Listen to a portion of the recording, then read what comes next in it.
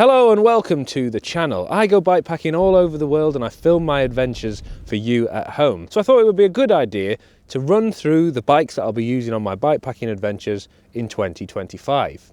I'll be giving a brief overview of all the bikes I'll be using in 2025, but if you would like to know more about any specific bike in this video, I've done a separate walkthrough video in detail for all of them. I'll leave a link for all those in the description and in the comments section.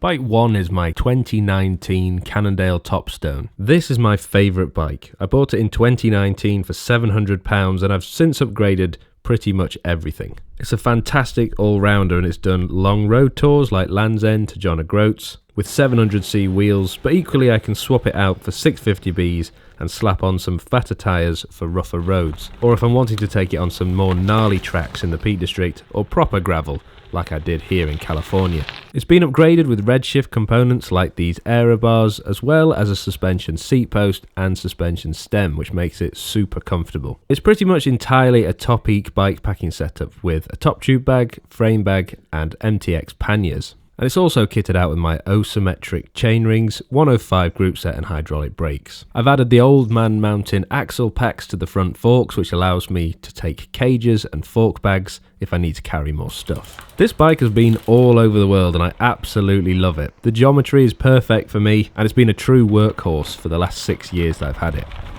My next bike and my main mountain bike is a SND Frontier, an aluminium hardtail with front suspension and the ability to run both 29-inch wheels and 27.5s. I normally stick to 27.5s and run chunky tyres as it's my main winter bikepacking bike. It can carry so much stuff, it's ideal for the likes of Arctic Norway where I can take all of my winter sleeping gear.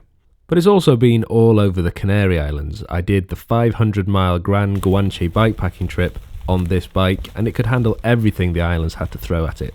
It's fitted with 2 racks, a top-eek Tetra rack that's clamped to the front forks, and a solid traditional MTX 29er rack, and a custom frame bag by Alpkit. And this is where I carry most of my water and my food. It uses most of the same top-eek quick release bags that I use on the Cannondale, which makes swapping between the two bikes really easy. But I also run some tail fin suspension mounts that I attach to the forks, allowing me to carry these Alpkit Batonga bags. Similarly to the Cannondale, I really love this bike and it has been all over the world. It's my go-to mountain bike and I really enjoy riding it.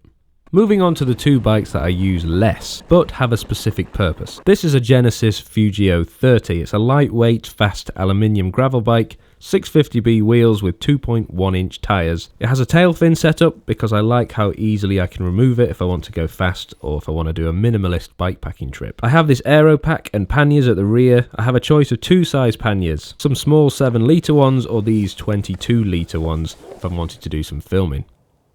And equally at the front I have a similar setup with a front roll-up bag and some small panniers allowing me to fit my cooking equipment in.